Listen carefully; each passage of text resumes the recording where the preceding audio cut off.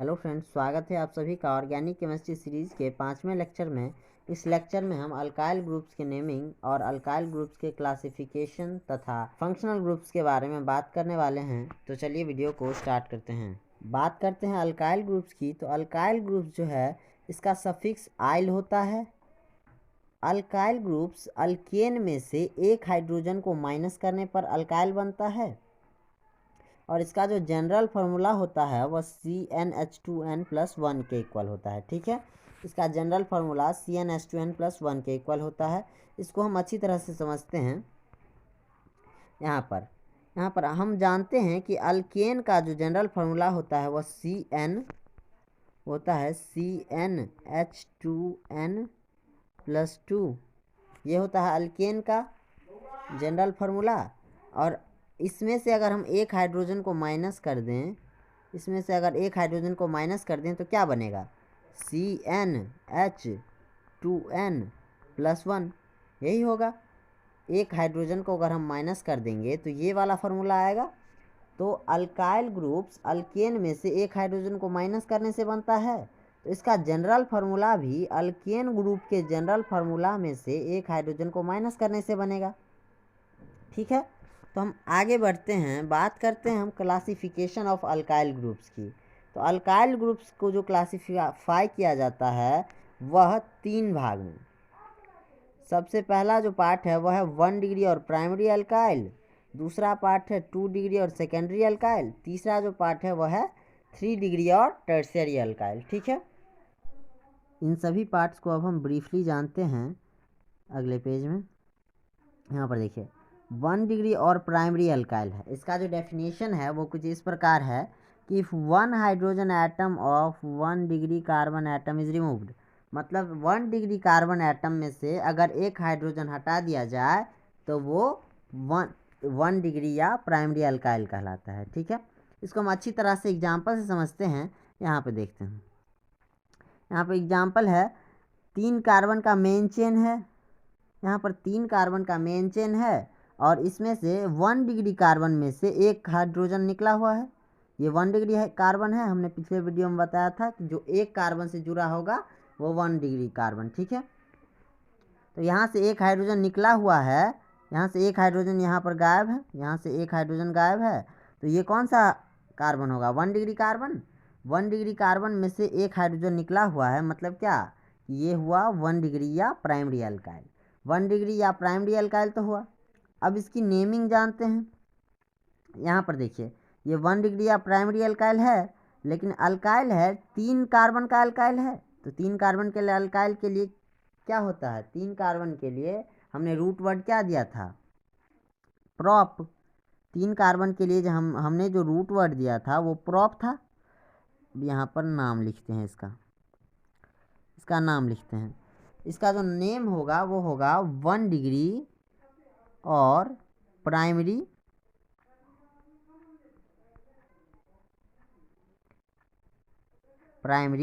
Propyl. 3 carbon है तो 3 carbon के लिए प्रॉप, और ये अल्काइल ग्रुप है तो इसलिए प्रोपाइल। तो क्या इसका नाम हो गया? 1 डिग्री और प्राइमरी प्रोपाइल। ठीक है, क्लियर है। अब हम अगले पार्ट के बारे में बात करते हैं। तो हमारा जो अगला पार्ट है वो है 2 डिग्री या सेकेंडरी अल्काइल। तो 2 डिग्री या सेकेंडरी अल्काइल का डेफिनेशन कुछ इस प्रकार है, if 1 hydrogen atom of 2 degree carbon atom is removed, अगर 1 hydrogen atom 2 degree carbon atom में से अगर हटा दिया जाए तो क्या बनेगा? 2 डिग्री या सेकेंडरी अल्काइल बनेगा। क्या बनेगा? 2 डिग्री या सेकेंडरी अल्काइल। ठीक है, एग्जाम्पल से हम अच्छी तरह से समझते हैं। यहाँ पर इसका एग्जाम्पल देखते हैं। यहाँ पर 2 डिग्री कार्बन ये वाला है, ये वाला 2 डिग्री कार्बन है। ये जो है 2 डिग्री कार्बन है, इसमें से एक हाइड्रोजन यहाँ से निकला हुआ है। तो 2 डिग्री कार्बन में से एक हाइड्रोजन निकला हुआ है, तो ये कौन सा ग्रुप है? अल्काइल 2 डिग्री या सेकेंडरी अल्काइल है। ठीक है, अब हम इसके नेम के बारे में बात करते हैं। इसका नेम जो हो जाएगा वो होगा 2 डिग्री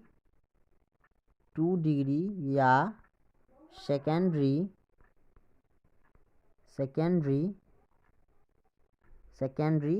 या 2 डिग्री या सेकेंडरी, या इसका नाम क्या हो जाएगा, आइसोप्रोपाइल। अब आइसो क्या है इसके बारे में हम, इसका नाम हो जाएगा आइसोप्रोपाइल। 2 डिग्री या सेकेंडरी, या इसका नाम होगा 2 डिग्री या सेकेंडरी या आइसोप्रोपाइल, ये इसका नेम हो गया। अब आइसो के बारे में हम आगे बात करेंगे, तब तक आप इसके नेम को याद रख लीजिए। अगले एग्जाम्पल को लेते हैं। तो हमारा अगला एग्जाम्पल जो है वो ये है। यहाँ पर भी 2 डिग्री कार्बन ये वाला है, ये वाला 2 डिग्री कार्बन है, इसमें से एक हाइड्रोजन यहाँ से हटा हुआ है, ठीक है। यहाँ से एक हाइड्रोजन गायब है, मतलब ये 2 डिग्री या सेकेंडरी अल्काइल है, ठीक है। 2 डिग्री या सेकेंडरी अल्काइल है। अब इसके नेम के बारे में हम जानते हैं। इसका जो नेम हो जाएगा वो होगा, 4 कार्बन के लिए हम हमने क्या रूट वर्ड दिया था, 4 कार्बन के लिए हमने रूट वर्ड दिया था ब्यूट, और ये है 2 डिग्री अल्काइल है, तो इसका जो नेम हो जाएगा वो हो जाएगा 2 डिग्री या सेकेंडरी ब्यूटाइल। अल्काइल ग्रुप है और 4 कार्बन का है, तो ब्यूट। अल्काइल ग्रुप है इसलिए आइल, सफिक्स हमने आइल बताया था, तो इसका हो जाएगा 2 डिग्री या सेकेंडरी ब्यूटाइल, इसका नेम हो जाएगा। अब हम नियो के आइसो जो हमने लिखा था आइसो, उसके बारे में हम बात करते हैं। तो यहाँ पर नोट देखिए, जो नोट है वो है the secondary of 3 carbon atoms is called iso. इस नोट में लिखा हुआ है कि 3 कार्बन का जो सेकेंडरी होता है उसको आइसो कहते हैं। इसको अच्छी तरह से हम पिछले एग्जाम्पल में समझते हैं। यहाँ पर देखिए, यहाँ पर 3 कार्बन है, यहाँ पर 3 कार्बन है, ठीक है। 3 कार्बन का ये सेकेंडरी अल्काइल है। यहाँ पर 2 डिग्री कार्बन से हटा हुआ है, मतलब ये सेकेंडरी है। मतलब 3 कार्बन के सेकेंडरी में से अगर एक हाइड्रोजन हटा होगा तो उसको हम एक और नाम से जानते हैं। वो कौन सा नाम है, आइसोप्रोपाइल। 3 डिग्री में से 2 डिग्री में अगर एक हाइड्रोजन हटा हो, कहाँ से, यहाँ से एक हाइड्रोजन हटा है ना, कार्बन, यानी कि 2 डिग्री कार्बन में से अगर एक हाइड्रोजन हटा हो तो उसको आइसोप्रोपाइल कहेंगे, ठीक है। क्लियर है। अब अगले पार्ट्स की हम बात करते हैं। तो अगला जो पार्ट है वो है 3 डिग्री या टर्सरी अल्काइल की। तो इसका जो डेफिनेशन है वो है, if 1 hydrogen atom of 3 degree carbon is removed. अगर 3 डिग्री कार्बन में से एक हाइड्रोजन निकल जाता है तो वो कौन सा अल्काइल हुआ, 3 डिग्री या टर्सरी अल्काइल, ठीक है। इसको हम एग्जाम्पल से अच्छी तरह से समझते हैं। हमारा जो एग्जाम्पल है, एग्जाम्पल कुछ इस प्रकार है यहाँ पर कि अगर 3 डिग्री कार्बन में से एक हाइड्रोजन हटा हो, तो यहाँ पर देखिए ये जो 3 डिग्री कार्बन है, ये 3 डिग्री कार्बन है। हमने बताया था कि अगर कोई कार्बन 3 कार्बन से जुड़ा हो तो वो 3 डिग्री कार्बन होगा। हमने पिछले वीडियो में इसके बारे में बात की थी। तो ये जो 3 कार्बन है इससे जुड़ा है डायरेक्टली, तो ये कौन सा कार्बन हुआ, 3 डिग्री कार्बन हुआ, और इससे एक हाइड्रोजन यहाँ वाला हटा हुआ है, तो ये कौन सा अल्काइल हो गया, 3 डिग्री या टर्सरी अल्काइल। अब बात करते हैं इसके नेमिंग की। तो इसका जो नेम होगा वो कुछ इस प्रकार होगा। इसका नेम है 3 डिग्री या टर्सरी या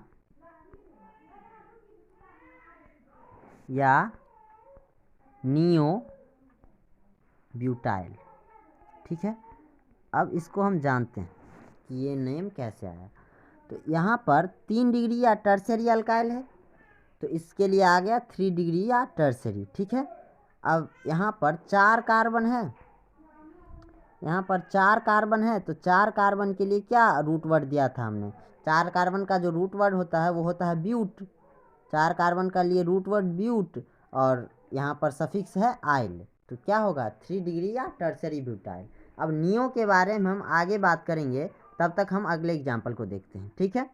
यहाँ पर 3 डिग्री कार्बन ये वाला है और इसमें से एक हाइड्रोजन निकला हुआ है, तो ये 3 डिग्री या टर्सरी अल्काइल है। अब इसके नेमिंग के बारे में बात करते हैं। तो इसका जो नेम होगा वो होगा, यहाँ पर इसका नेमिंग करते हैं। इसका नेम होगा 3 डिग्री या टर्सरी, और कितने कार्बन हैं, कार्बन कितने हैं गिनिए।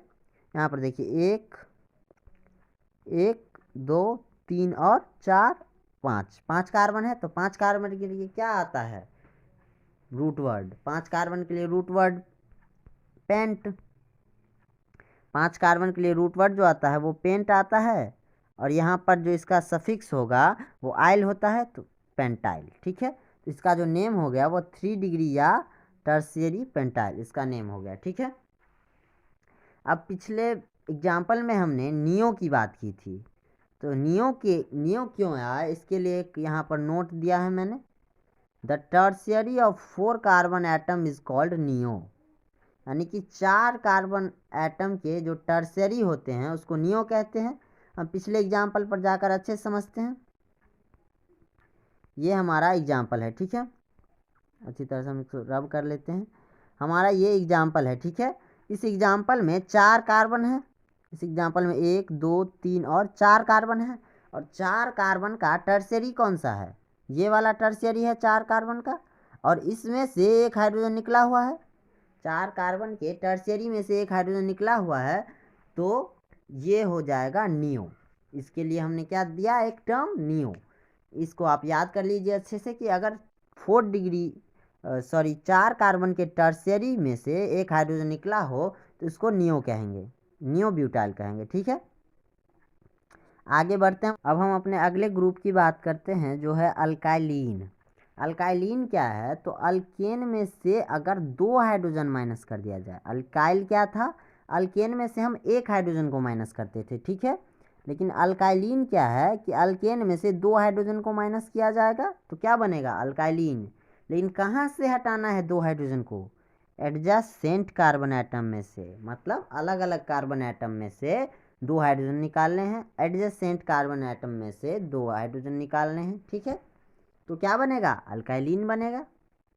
ठीक है, इसको हम एग्जाम्पल से अच्छी तरह समझते हैं। यहाँ पर देखिए इसका जो एग्जाम्पल है, इसमें से 2 कार्बन है, यहाँ पर 1 और 2 कार्बन है, और दोनों कार्बन अलग अलग हैं। अलग अलग कार्बन में से यहाँ से भी एक हाइड्रोजन हटा है, यहाँ से भी एक हाइड्रोजन हटा है, मतलब यहाँ पर क्या हो रहा है, 2 हाइड्रोजन तो निकल ही रहा है, कहाँ से, अलग अलग कार्बन से। ठीक है, तो ये क्या होगा अल्काइलीन, क्या होगा अल्काइलीन।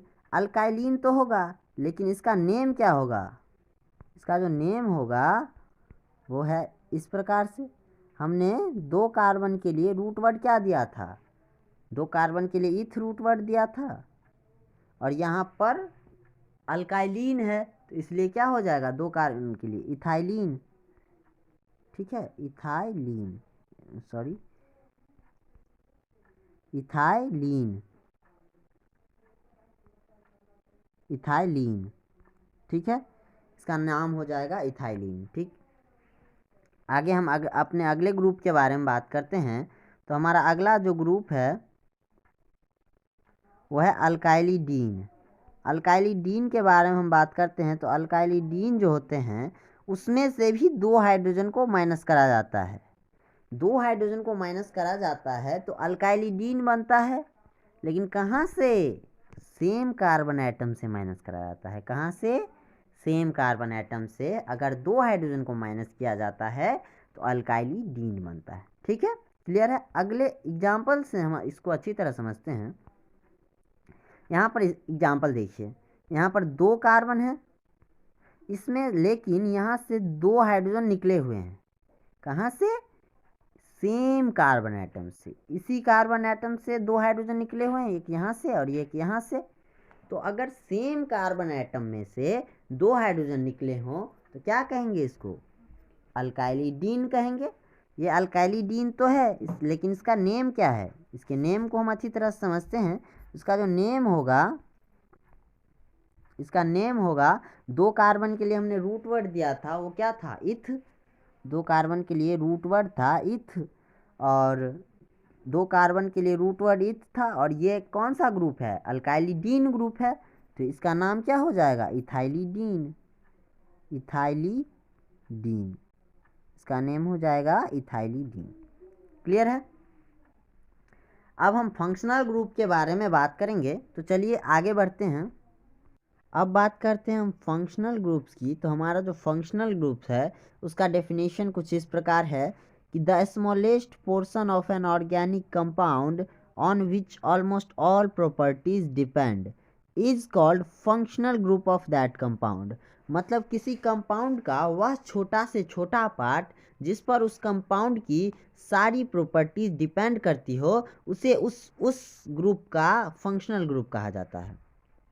ठीक है, उस कंपाउंड का फंक्शनल ग्रुप कहा जाता है। अब उस फंक्शनल ग्रुप के बारे में कुछ पॉइंट हैं।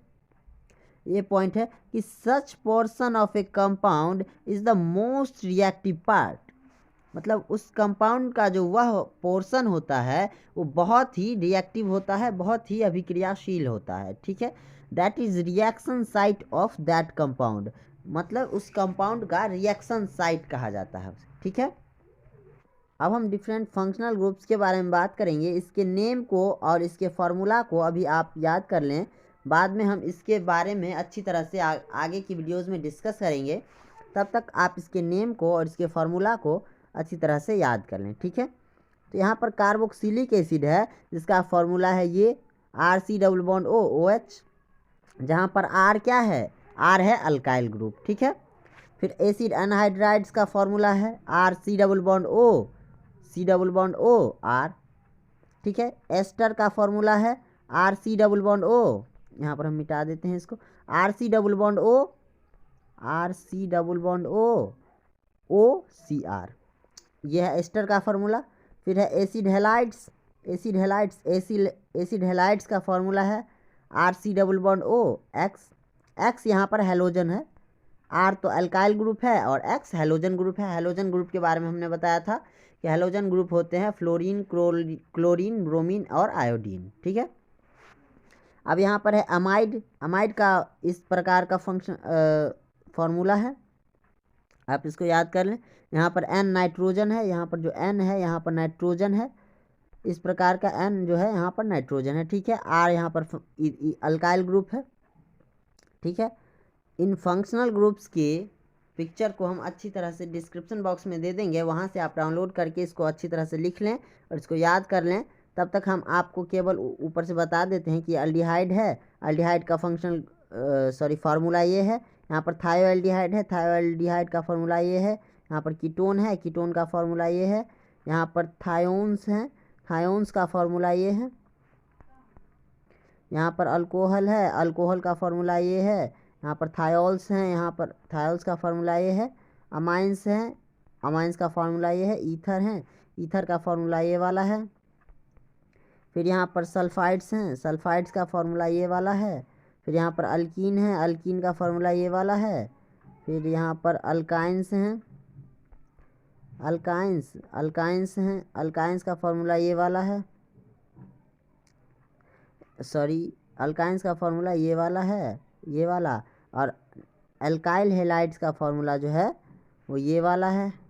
फिर नाइट्रो का फार्मूला ये वाला है, अल्केन्स का फार्मूला ये वाला है। अल्केन के बारे में हमने पीछे बात कर ली है। ठीक है, अल्केन के बारे में हमने पीछे बात कर ली है। तो हमने सारे फंक्शनल ग्रुप्स को डिस्कस कर लिया, फंक्शनल ग्रुप्स के नेम को और फंक्शनल ग्रुप के फार्मूला को डिस्कस कर लिया।